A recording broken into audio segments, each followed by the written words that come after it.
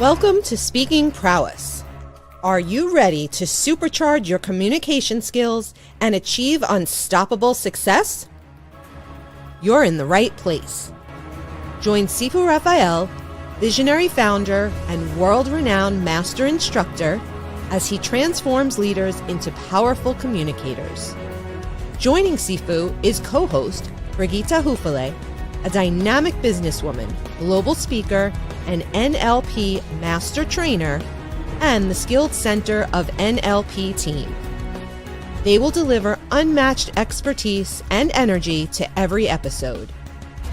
Prepare to unlock your full potential and make every conversation count.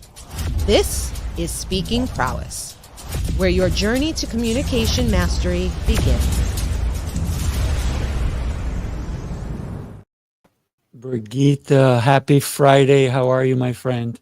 Happy New Year. How are you? It is so good to be here, Rafael. Thank you for the show today. I'm excited. I am excited too. Yes, Happy New Year. And a lot of people don't realize that they make resolutions at the end of the year, but then they forget to keep them. Do they forget or do they choose not to keep them? I think that's a show all in itself. Maybe they forget, I meant to go to the gym, or I meant to read this book, or I meant to call someone. And so the intentions may be there. The habit is what needs to be formed in order for it to stick, right? Yeah. It's easy to say things. It's harder to do things. And that starts with communication with yourself. What kind of quality communication do you have with yourself? So I think this is a really good time of the year to check in the things that you tell yourself, and do you really believe them? And if you do believe them, do you take action on them? And then do you create rituals and habits around them? Well, I'm super excited today because we have two leadership experts coming on our show. And wow, can I tell you, we've already had a little bit of a conversation. I'm super excited about what's about to happen. So come on in, people. Come on in. Let's bring them in. We have Drew. Can we lower them in? Stacy. No, we don't have to lower them. They're excited to be here too. How are you both? Great. How are you? Yeah, so good. So excited to be here again. Yeah. Happy New Year. Happy New Year for sure. Happy New Year. Same to you. It's a Friday that feels like yesterday felt like Monday, and now all of a sudden it's Friday. So that's kind of nice. Sure. We'll take it, Stacy. I like that mindset. I think we can adapt that mindset every day if we so choose to. Welcome, Drew. Welcome, Stacy. Yeah, my kids swim, and so they get up at like 5 a.m. and go swimming, and they complain because they have to swim on the weekends. And I just tell them, if you get up at 4 a.m. on the weekdays, then you could be sleeping in on Saturday. They don't appreciate that. Such a dad joke. It's such a dad joke. It is a dad joke. It's always the perspective that we take. That's right. Mm-hmm. Yeah. So leadership through communication. How do we lead when not everyone is willing to listen? Man, that's a good one. I will jump in there with a thought from my grandpa. My grandpa was a veterinarian. My dad took over for him. But he used to tell me, now, Drew, you got to tell them 4 times that their dog needs a rabies shot before they ask you if you've ever heard of a rabies shot. And so I got to stop you. I love your grandfather's voice. And I love the finger, Yeah. Love it. So whenever I get frustrated, whenever I tell my team something and they don't listen, I just remind myself I haven't told them 4 times. I shouldn't even expect them to think it's important until I tell them 4 times. So that's some 1915 wisdom for you there. Got to tell them 4 times. Love that. Love that. Maybe I'll try to add some 2025 wisdom as I try to get used to saying 2025. I keep having to cross out I'm writing on my calendar. So one thing that comes up for me when I think about that is one thing that's been drilled into me over the years is you really can't change. If people don't think highly of you and don't really want to listen to you, you're going to have a really hard time changing their mind. So I would forget about those people and focus on the people to whom you can demonstrate your value. And that over time, if you're showing folks that you have subject matter expertise, that you are empathetic, that you are listening to them and have their interests in mind, over time, they're going to grow to trust you even more. And they're going to listen when you have something to say. I love what both of you said. And I wonder, in a time now that we have fast forwarded over 100 years, apparently from your granddad, Drew, that we don't, because I have read many research that it's not 4 times reiteration, that it's actually 7 times. Although people are so much quicker to take action, to stay longer on screen time, to have a shorter attention span, all of these oxymorons going on. I wonder what, in Stacy's case, what can we do quickly in repetition can do to build that trust so someone can actually listen to us. Because I can tell someone that they need a rabies shot 4 times, but if I don't have trust with them, they don't know my credibility. I'm pretty sure, if I tell someone on the street to get a rabies shot for their dog, they're going to go, "Who are you? Excuse me? Who are you?" Yeah. So I'll take a crack at that. And I think that one thing that's really important when you're trying to convince someone to do something, to sell them on an idea, to build your expertise with them and cultivate the respect they have for you as a leader, is to really keep in mind who each individual member of your audience is. So if you have a team of 5 people, 7 people, 15 people, you want to recognize that people are going to learn and absorb and change the way they're thinking about you and your ideas in really different ways. Some people are going to need you to sit down with them one-on-one and have a conversation. Some people are going to respond better when you share something in writing with them. Some people are going to be fueled, energized, and swayed when they're in a group of other people and they see how other people respond to the ideas that you're putting forth. So you want to communicate in diverse ways that really recognize that, that demonstrate the empathy, the nuanced vision that you have of each member of your team, so that they're feeling seen and heard and feel like you're talking to them individually. So it's not a one-size-all formula.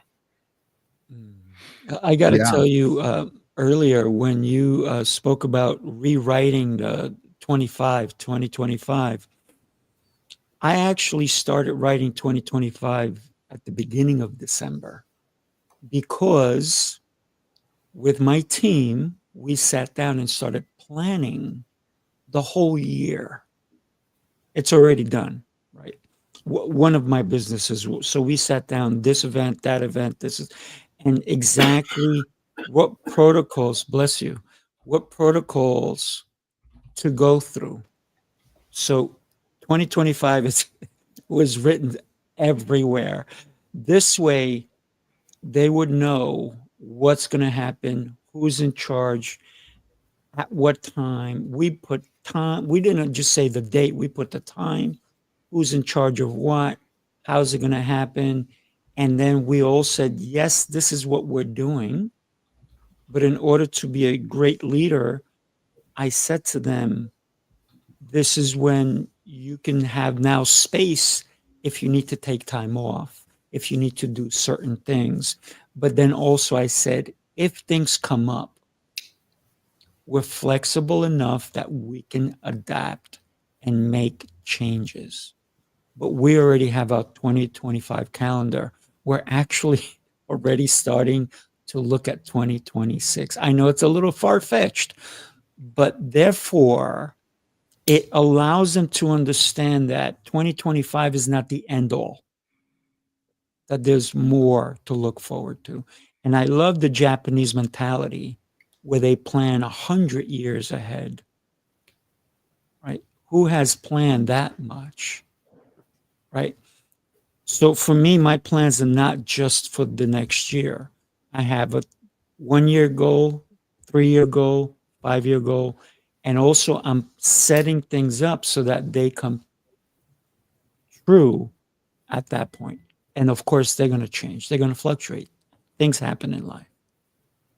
So I love the planning aspect of leadership and then communicating it to the people that need to know the plan. Hmm. I think that one of the things that we run into as leaders is that we do that planning. And so our brain is in 2026, but are the people that do the work in our businesses, which I always remind all my clients, I'm like, listen, the people, the individual contributors, the frontline workers, they're the ones that are actually providing the value to your customer. They are the most important folks. The only reason we're here is because they're doing a great job, right? Well, their world is revolved around this customer that's on the call with me right now. It's around this shoe that I'm putting in this box, right? So we come to them and we're like, and we just kind of like, have you heard of seagull management? Seagull management is when you flap in, you leave a mess on the desk, you make a bunch of noise, and you fly away, right? That's seagull management. We come in and we're like, well, this is what we're going to do in 2026. That is 720 days away for them, and they're focused on today. And so what I found is just taking a moment to listen to them and close my mouth. I actually used to wear a watch. I'm an extrovert. Stacy helps introverts with leadership. And as an extrovert, as a reformed extrovert, I used to have to remind myself to not talk for the first minute after I ask somebody something. So I'd have a timer on my watch for the first 6 months as I learned this. And then when somebody said something, when somebody on my team, I'd say, hey guys, this is what I'm trying to get to. This is where we're going. The team would come up with their objections, or because they weren't planning yet. They were in today and I was in 2026. And that gap caused a trust back, like there's a huge trust gap as well. So I found if I just counted in my head to 17, I would say, hey, this is what I'm thinking. What do you guys think? And then I would count in my head to 17. Or if they told me something, I'd count to my head to 10 to let them know I heard you. Because when they were talking, I did hear them, but I'd already kind of thought through those steps. But this is the first time they're engaging that concept. So I found that I had to slow myself down intentionally so that they could feel that I had heard them. Does that make sense? Absolutely. Yeah, one of the things I do is I make sure that it's not me telling, because that's when they don't listen, right? That's when they're like, oh yeah, here we go. No, it's more of me drawing. What can we do? How do we make 2025 the best, not only for our customers, but for you? What goals do you have? What do you want to accomplish this year? If I only go for our customers, and then I'm forgetting about the people who make the customers want to come. They are priority to me. Right? So my staff, my team, without them, we'd have no customers. So to me, I value them tremendously. And Drew, it's perfect when you say, this is what I want to do.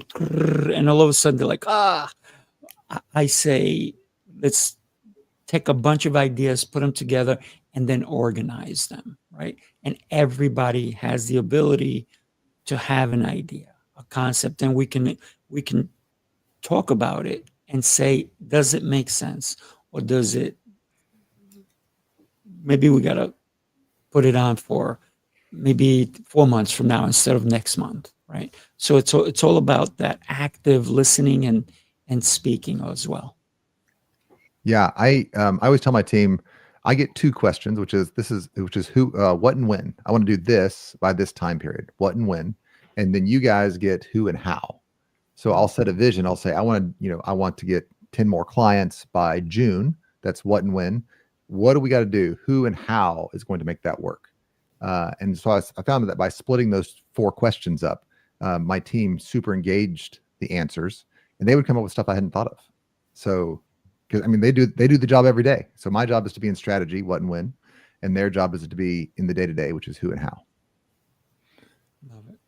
That's great. I love the connection that you both made to that notion of active listening, right? Because we often think of powerful communication and effective communication as what we're putting forth, what we're spewing to others. But when we sit back and we listen and we pay attention, not just to the words that are coming out of their mouths, but to their body language, to maybe they're not saying anything at all. What are the nuances there? and then responding in kind, it shows that that's a really powerful way to communicate. It shows that we're empathetic, that we're listening for their priorities. And, to your point, you're not just telling them this is what we're doing and how, but you're engaging them as true partners in the effort. Stacey, I heard you say empathetic now several times, and I love that. And it's kind of the buzzword of the last, few years. And I've also heard Drew and Rafael share about introverts and extroverts. Can you be empathetic and be an introvert? Can you be empathetic and be an extrovert? Are they connected? Great question. So yes, you can be anything and be anything, right? You can have any characteristic, any trait, and be an introvert or an extrovert. And it is also true that introverts tend to be more highly empathetic. That is a typical introverted trait. And I think a lot of that is rooted in the fact that our preference, our comfy place often is sitting back and listening, right? And we're able to, like, it goes both ways, right? As an introvert, you mean? Yeah, as an introvert, right? We're comfy sitting back because we are so empathetic, and it's important to us to listen and understand how others are feeling and what their needs and priorities are. And when we're sitting back, it lets us apply our empathy. We're able to say, like, I hear that this is your priority, and this is what I'm now suggesting, or this is how I'm going to support you because I see that this is what is important to you and what you need. And then, but again, extroverts are plenty of extroverts are empathetic as well. They're not mutually exclusive.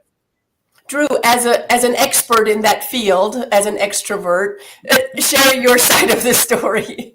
Yeah, one of the great gifts the Lord has given me is that I peg out the extroversion scale over here, and my wife is a accountant. She pegs out the extroversion scale over here. So I've gotten to, by being married to an extreme introvert, I get some insight. I think a lot of times as extroverts, I am a pretty empathetic person, but I also speak very quickly.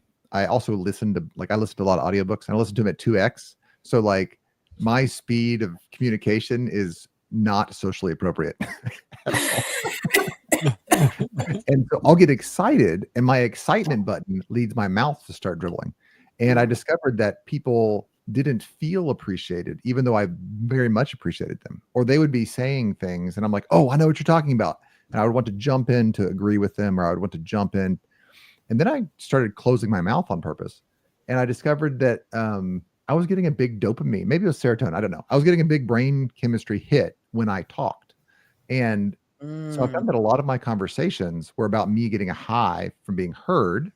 It wasn't that I wasn't listening to other people. It's just the way that I was wired. I was like, oh, they're listening here. So then I started just being quiet. And I got to this game with myself. I was like, how little can I talk in this conversation? I always wanted to talk, but there was like, I wanted to add value to the conversation, and I wanted to talk. And so as an extrovert, I had to train myself to stop talking. And then I would discover that other people, believe it or not, just a shocker, had better ideas than I did. And generally, they were the quiet ones. And so, go ahead. Yeah. I wonder, so being an intentional talker, in your case, the intentional talking, what would that boil down to? What would be like an intentional thing to say? Actually, it's happened internally to me several times in this conversation. Every one of you have said some super valuable things. And then I would want to say something like, oh yeah, and this is the trick that I know that helps that help me implement that. Like, this is the practical application that I use to implement that. Or, oh, that's a cousin to this idea over here, which is super important. Like you talk about trust. Well, then how do we demonstrate trust to people? Well, now that we're demonstrating trust and we're being an active listener, what are some things that you can do internally to be a better listener? And so like my brain just like fractures out. And I discovered that the primary goal of leadership is to connect with people and let them know that you care and you love and you trust and you value them, and to get the job done. So you have, I love you as a person, and we have a job to do. And me talking is not related to either of those two things. So I had to subvert my desire to say, oh, I want to get this really cool thing done, for I really want you to know that I care and I'm listening to you. And I need to change. It's like the difference in wording is the difference between telling your wife, when I look at you, time just stands still. Or you have a face that could stop a clock, right? Like I'm willing to change my language to let my wife know that I care. Shouldn't I be willing to change my language so that my team knows that I care? And that, because you walk away from the moment. The other thing is when you're in a meeting, nothing actually gets done in a meeting. You got to tell them 4 times. So you get a meeting, you set some action items. You got to reinforce those action items over the next week, 2 weeks. So what value is it that I'm talking in a meeting? I need my team to come up with a set of actions that they will implement, and then I just need to nudge them throughout the week to make sure they get done. And that gets the project done. So it was a reorganizing in my brain saying this meeting is not about me telling people things that are smart. It's about me telling people I love them and I trust them and I value them. And then leadership is little nudges throughout the week to make sure that the thing gets done. But Drew talking isn't involved.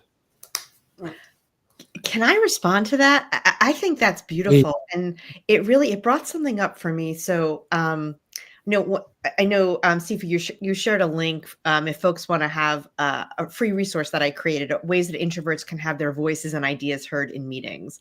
But what you just said, Drew, really brought up for me, and I think it's connected, is that that meeting time, it is about the relationship building. It is about showing people you love them. That's one piece of it. It's about demonstrating to people what your thought leadership is, demonstrating that you're a valued partner, wherever you fall on the team, whether you're the leader, you're the newest member, you're somewhere in the middle, but it's that relationship building. And you can use meetings as that foundation for the work you're going to do over the next 2 weeks, how you're going to get to those goals, what you're going to implement, how you're going to do it, all that stuff. But you really lifted up for me, like that meeting time when you're together, whether it's in person or on Zoom or whatever platform, that relationship building is really invaluable. And so another thing to think about is, I'm sorry, I'm stunned by your revelation. I just lost track of what I was going to say. It's an opportunity for me to mentor the next set of leaders. So if I come into a meeting and people raise concerns, and by the way, if you're a leader, your job is to find concerns. I think people get anxious. They're like, oh, well, these are all these like roadblocks. No, that's our job, is to find the roadblocks. If we choose to then solution the roadblocks, then the whole organization funnels towards us as this like, it's this clog. We become a bottleneck. But what I really want is everybody on my team to solve all those concerns without me, right? When I'm not there. So in the meetings, what I'll do is I'll be like, that's a fantastic plan. I love that. We're going to do the event in February. What are the community events that we might be overlapping with, that we might be competing with? So I know the concern and I kind of know the solution that I wanted to solution it with. But what I'm doing is I'm mentoring my team in the moment by not solving it for them. I'm just like, hey, well, I'm in Lexington, the UK Wildcats are huge. So I'll just ask the team, what's the UK Wildcat game schedule? Are we competing with that? I already know that we're competing with it, but my team hasn't thought about that question yet. So when I ask that question and I ask them to solve it, I've told them like I love and I care and I want their input, and I've also mentored them so that they think about that question next time. So me talking with solutions, people turn off. Me talking with questions, people turn on. That's exciting. Go ahead. I love the aspect of questions, but let me ask you all. Drew, you put it very clearly that when you were talking, you were fighting, but when you started not talking, you were listening to some brilliance in the room that you didn't allow before. How important? So my question is, as a leader, we all know listening is an important aspect in order to learn anything, because when we talk, we can't learn. We have to listen to others. And there's my thumb up goes up, right? So how important is it for a leader to truly listen and not react immediately? That's my question. The image that I have in my head to manage that one is in between our emotion. So I'm going to put it sideways. Here's our emotions, and then here's the outward us that says words or makes actions or whatever. This is the physical body. This is the spiritual body. In the middle, there's this whiteboard, and it's people come up there and they just write graffiti on it. Like, I'm mad. So all of a sudden there's like this flash of red goes on your whiteboard and I'm just so mad. I used to think that whiteboard, the emotions in the middle, was me, but no, my spirit's over here and I can decide how I want to react with that emotion. Does that make sense? I'm mad. I feel betrayed. Why aren't you getting this? I'm sad. I'm overwhelmed. All those are just emotions. And sometimes other forces besides me, like my team might write things on that board, things that my dad said to me when I was a kid or a teacher said to me when I was a kid. Those things might pop up on the board. And then maybe spiritual entities write things up on the board, right? Some good or some bad. So it's not my job. So I'm in a meeting, somebody says something and the splash of emotion hits the board. I had to teach myself, that's just the board. That's not you. Like if I was a building in the middle of Chicago and somebody wrote graffiti on the wall, I'm the wall. I'm not the graffiti. That's not my graffiti to have. So it took me a long time and I bruised many relationships, but I got to this spot. My boss was like, you got to solve this. And I went through a long period of introspection and I realized, oh, I am not my emotions. And so when those things splash up there, it's my job to say, okay, is this mine? If it's not mine, wipe it off. If it is mine, what's the appropriate action, which oftentimes is nothing? And probably do I need to forgive and move on, which is almost always the case. Like very rarely do I need to fix something. So that's how I call it the whiteboard or the graffiti wall. It's just an emotion. Love it. Thank you. What are your thoughts, Stacy? Yeah, what that brings up for me is the whole notion of the stories we tell ourselves, right? What we read into things that are happening around us, whether we ascribe other people's motivations, intentions, often nefariously, and those stories, those narratives that we create in our minds about what's going on around us and why people are acting a certain way, often lead us to have the emotions we're having about a given situation. So I think to the extent that we can try not to make up stories as likely as they seem, take things at face value and say, objectively, this is what I'm seeing around me. It's not that this person is acting a certain way because they don't want us to succeed or because they're jealous or because they feel some other negative way. But you never know what's going on in someone's life. You never know where they were the hour before they had their meeting with you or what happened to them at home over breakfast. So to the extent that we can detach ourselves from these stories, I think that we'll be less beholden to the emotions that we don't necessarily need to have. And we can approach things more objectively and productively. That was amazing. Yeah. And Brigitta, I see you. I see you there, my dear.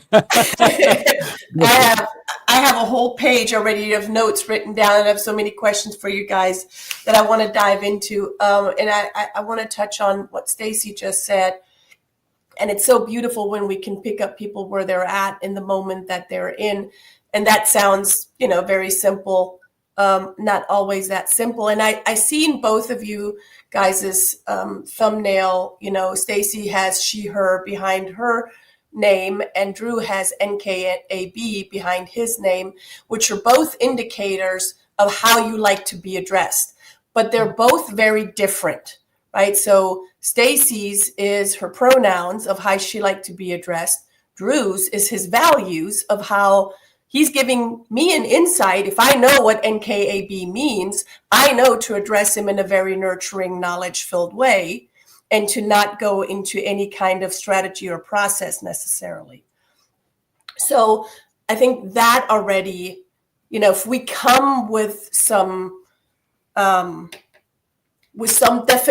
of ourselves, it helps people to your case, Stacy, to pick them up where they're at. Because I don't know if Stacy is a they or she or he or whatever, right? Stacy can be any kind of pronoun. So thank you for that. And I welcome all of our listeners to really pay attention. Sometimes it's in your face like Stacy and Drew are sharing it if you know how to decipher it. And sometimes we need to do the deciphering, and to Drew's point and to Stacy's point, asking those quality questions so then we can actually listen for these data points and these rich inputs or outputs that we're receiving if we know what to listen for. and if we know how to decipher it. So that wasn't a question, but I just want to kind of stir up that conversation. Yeah, let me maybe kind of mix what you just said with what Stacy was talking about, which is the stories about who we are. One of the things that I do culture work. That's my favorite work to do. Peter Drucker says culture eats strategy for breakfast. So strategy is what, like when you're here and you want to go here, you build a bridge from here to there, right? But culture is the materials that you're allowed to use. If you have folks that show up late for work and they hate each other, you're not going to be able to do the same thing as a team that's tightly knit and is willing to go the extra mile, right? So how do you set culture? And I had this epiphany that culture is really about identity. So I want Stacy in my organization. I want Sifu in my organization. I want Brigitta in my organization. But you're all very, very different people. But somehow at the moment where we intersect, where our little circles cross over, we need a common identity. Like this is how we act when we're here together. And so as a leader, and this is really pulling off of Stacy's statement, is what stories play in your head about the identity you're supposed to be in the organization. So we just started an organization called Acme Incorporated, and all four of us work together. I want Stacy to be fully Stacy, and I want Brigitta to be fully Brigitta. But we need to interact with each other on a common set of values. Now, some organizations take that and they say, I don't want you to be an individual. I want you to be exactly what I want.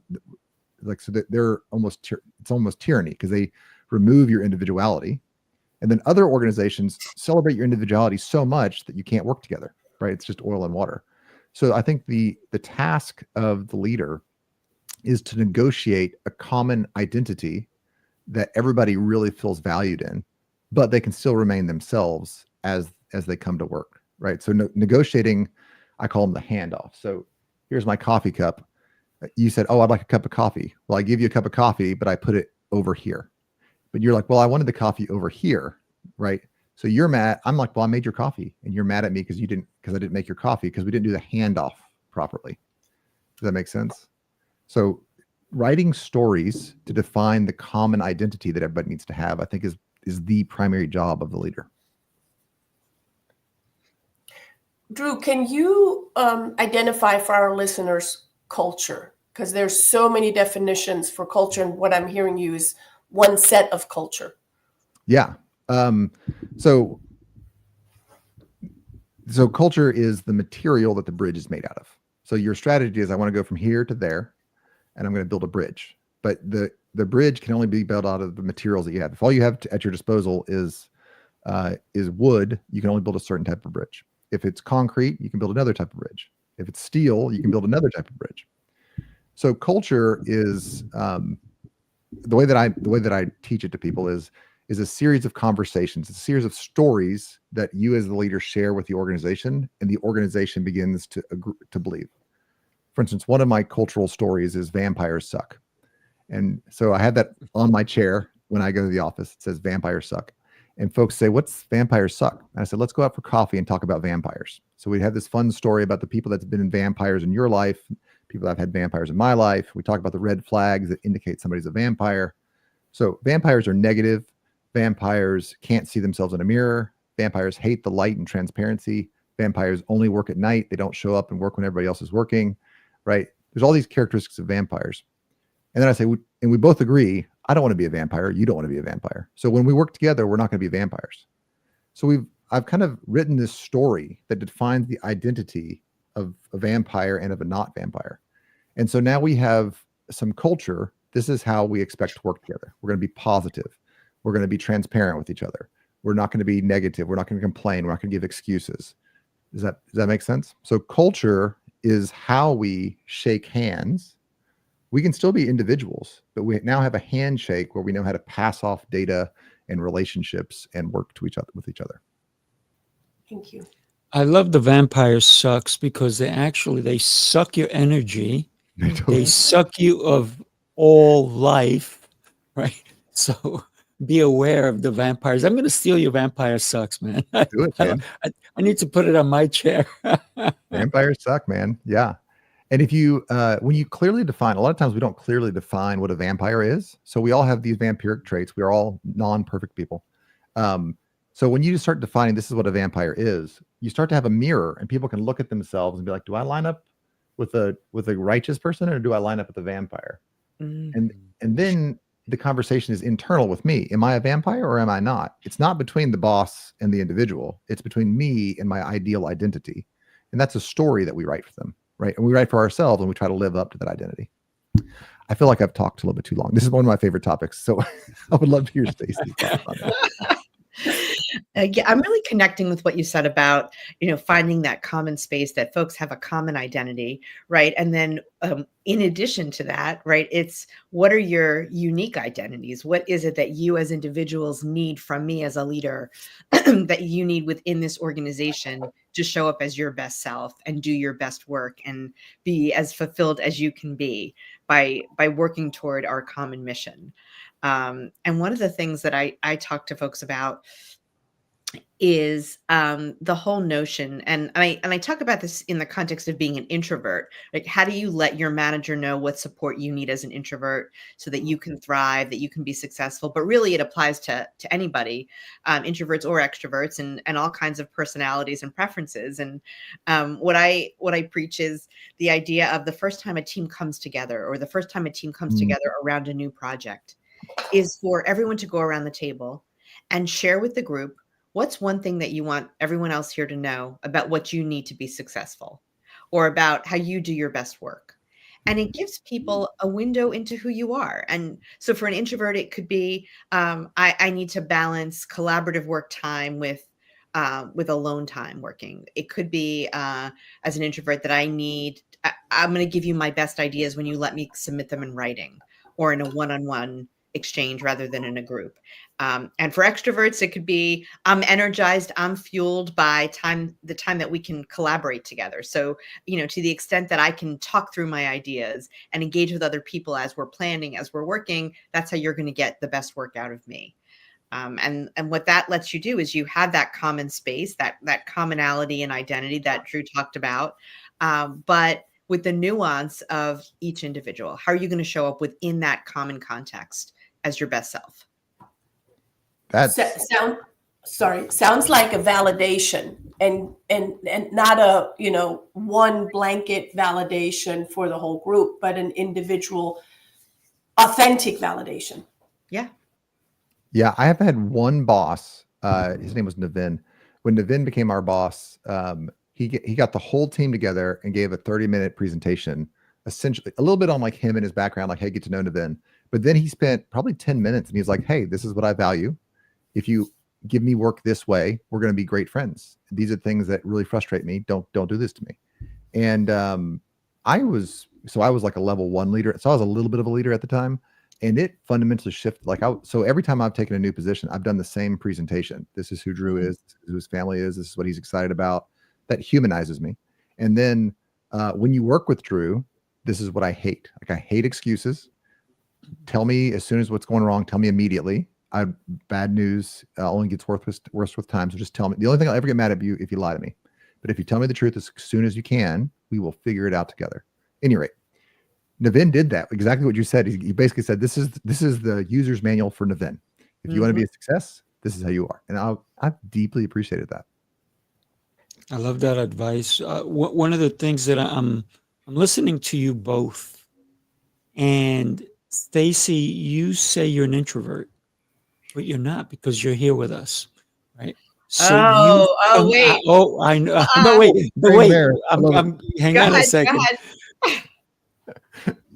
A true introvert would not even have said yes to being on the show, right? Because they're afraid of, this is my guess, right? Because I am a recovering introvert myself, right? So, for example, it's about being judged. Am I good enough? Am I this? Am I that? And I believe that for all introverts to make a difference in their own lives and then society, they have to somewhat become a little bit of an extrovert. For example, you're here with us today, and thank you for that, right? But go ahead, you were going to defend you. Oh, so much to unpack there. Okay.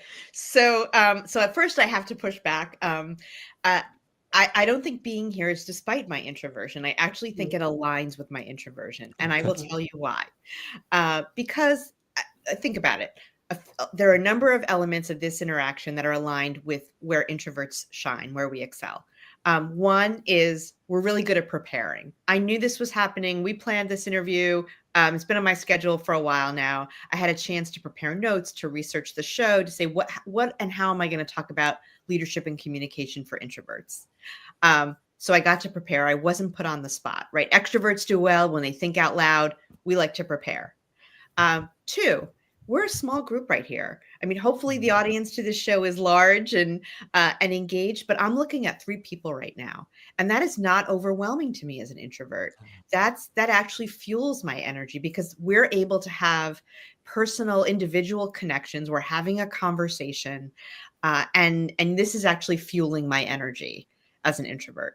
And so when I think about how am I going to get my message out there, it's not going to be in a room full of 200 people where I'm going to be networking and collecting business cards and trying to spread my message to as many people as possible. But in that smaller environment, a smaller forum where we get to create more meaningful connections and go deeper in our conversations. And I think that's one really big myth about introverts that I'm working to dispel. I thank you for that. And Brigitta's super happy you did. Yes, thank you.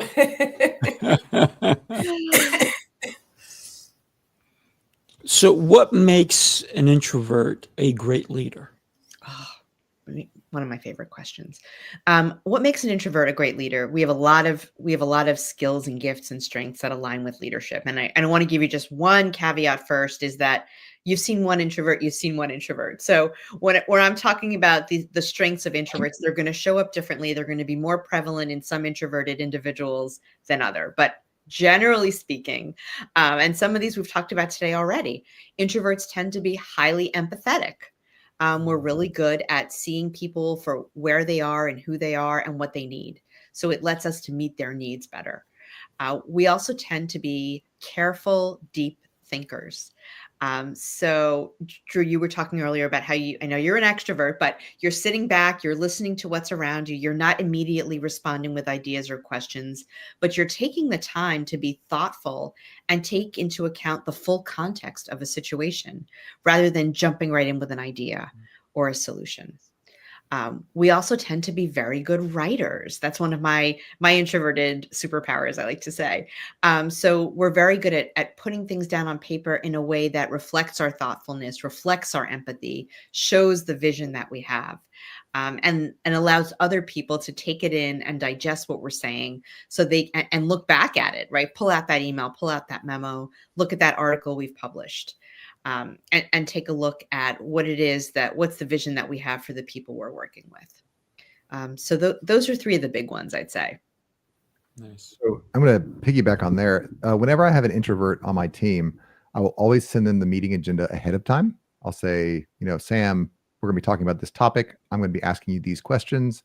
I would love for your thoughts. And if at all possible, I like to do that at least a day, 24 hours in advance, because it lets them percolate and the words. And then in the meeting, what I'll do is I'll say, all right, hey, Sam, lay it on us. What are you thinking? And a very organized flow of thoughts will occur that's well thought out. And it's very useful, very insightful, like stuff that you would kind of like tangential, like, well, we shouldn't do this because of this weird character trait over here. We should go over here. When you get into extroverts, they dominate conversations. It's why I actually bought a Timex watch, like not a fancy iPhone watch, just like stopwatch, like, clock and stopwatch function. And I put a 5-minute timer on it. And I would say, so at first, my first level of recovery from extroversion was I would say, okay, here's the question we need to attack. And then I hit the clock and I wasn't allowed to talk for 5 minutes. And I would do this with my wife as well. And like on the inside of me, I was like, you need to say something. You don't need to say anything. It's fine. But then I discovered that when I did that, first of all, the other untrained, the non-recovering extroverts in the room would just fill the time. And the introverts. So then the second level was I would look at my introverts and I'd be like, hey, Sam, what do you think? Because I was like, oh, look at me. I'm very, very thoughtful. I'm drawing their thoughts out of them. And they hated that because I was putting them on the spot without any prep. So my third level, and I think I'm only on the third level at this point, is I would say to Sam, hey, Sam, this is what we're going to talk about in the meeting. These are the things I'm going to ask you, which forces me 24 hours in advance to really think through the flow of the meeting, which is a very non-extroversion. Like, I'm like, let's just have a party, a business party. Mm-hmm. And that's why a lot of meetings they just don't go anywhere, because a bunch of extroverts dominate the conversation. The meeting is not thought through. And then how can you expect the result to be really, really focused and powerful? Yeah. Beautiful. I love that. That's one of the pieces of advice I give. That's in the meetings playbook that I shared, right? To get the agenda in advance. And really that's a best practice to share with your whole team so that folks can prepare. But it's probably the introverts who are going to take that preparation more seriously, right? To say what's expected of them, where do they want to contribute, and they can jot down a few key points that they want to make ahead of time. But I love that you're taking that one step further, Drew, and saying, here's what I'm going to ask you so that you can prepare. I love that. And after about 3 or 4 meetings of, first of all, me not saying something, and then I would actually like calm Jim down. These are not the actual names of the people, but I'm seeing their faces. I would say, Jim, thanks so much. I'm really waiting for Sam. Sam, what are your thoughts? Because you do that 3 or 4 times, and then the culture slowly shifts to Jim becomes self-regulating himself. He's like, oh, hey, Sam, what are your thoughts? Because this may be the first time 4 meetings in a row that Sam has spoken up. And Jim's like, wow, Sam's crazy smart. Well, he was always crazy smart, Jim. You just bullied him. Yeah. It took up too much. We're getting to the end of the show, and I just want to touch with the last time we did the show, Brigitta was actually in Germany, and she was training people. And Brigitta, when you come across and you're training people, do you see the introverts in the room and the extroverts? And how easy is it for you to spot them? I don't see them. I feel them, but I can only feel them when I have interaction with them. And that starts before the training. That starts way before we get to meet each other. That starts on just being interested in a small group or one-on-one. And that's when, I can pretty much spot an introvert versus an extrovert quickly in interaction. The introvert will let the extrovert speak all day, every day. And the extrovert will, hey, I got the spotlight. Let me talk. They'll talk for days. I'm an extrovert. I know how that works. So, yeah. Thank you. Well, it has come to that time. I am blessed to have you all here with me. First show of the year. Wow, what a blessing. I got to tell you, I am beyond thrilled to know you all, and hopefully to have you all on more shows. And I just want to let everybody know that Brigitta and I are going to get into it next Wednesday when she's going to be my guest on Coaching Call. So if you're interested, come down. Brigitta is such a powerhouse, and she's like my sister. So I am blessed that you're going to be there with me next Wednesday. Everybody, listen. You've listened to incredible leaders talk about leadership. Here's what I'm going to ask you to do as a favor to someone who needs to listen. Share the show with them so that they can see how they can become a better leader. Stacy, let me let you go first. Tell us, I'm going to put your website across on your meeting playbook. Tell us a little bit about you. You got 30 to 45 seconds and how people can reach you. Thank you, Sifu. So I support introverted professionals in recognizing the best of who they are, their positive core, it's called, through my business, iFactor Leadership. Folks can find me at ifactorleadership.com. And I offer a coaching program that will help you to identify the best of who you are. I craft dreams, create a plan for your career that will help you to tap into your strengths and gain the confidence and power to step into leadership roles, get recognized really for your gifts and strengths, and stop hiding in the shadows. So come check me out at iFactor Leadership. I offer a coaching program as well as an on-demand learning program that folks can do on their own time. iFactor Leadership. Thank you. You're very welcome. Thank you. Drew, you're up, my friend. Yeah. So you can find me at drewsuttonleadership.com. The giveaway we have here is a culture scripting session. So I help you when you're making your strategy to get from where you are to where you want to be. I help you set up the scripts that you need to build the bridge to get there. The scripts that so you can set the culture that will support your strategy. So we'll do it. It's like a 45-minute session. We go through your main culture points. I help you kind of think through those. And then we create the stories like Vampires Suck or baseboards. And we'll talk about those when you give me a call, so that you can have a culture that's strong enough to support your strategy. Love it. Love it. Brigitta, I know that you have a gift as well. Would you mind sharing with us? Absolutely. We talked about active listening this entire show. And, I have people come to me and go, excuse me, what is active listening? So here it is, active listening. It's the listening checklist. I leave the active out because it can mean many things. I did a whole TED Talk on it, and that's my gift for everyone today for the beginning of the year. Listen in 2025. And beyond. And beyond.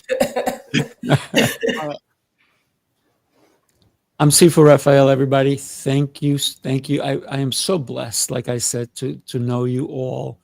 And the fact that somebody watched the show, somebody made a comment, somebody's going to watch the replay, we're blessed.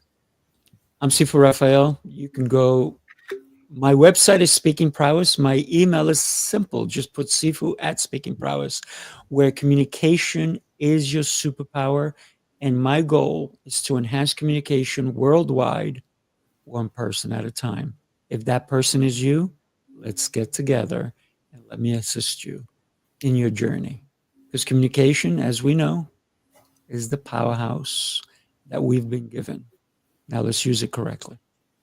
Thank you, everybody. What an amazing, amazing day. Thank you. Bye-bye, everyone. Bye, everyone.